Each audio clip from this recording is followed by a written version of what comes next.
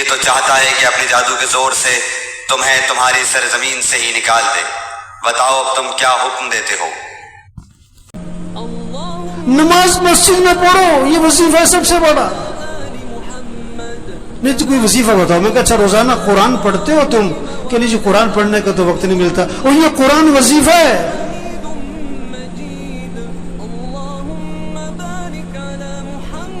دیکھو بھوک لگ رہی تو آدمی کھانا کھاتا ہے کہ وظیفہ پوچھتا ہے؟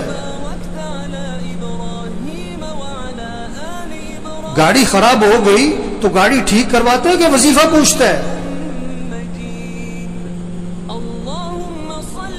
مشین خراب ہو گئی آپ کی فیکٹری میں تو آپ وظیفہ پوچھتے ہو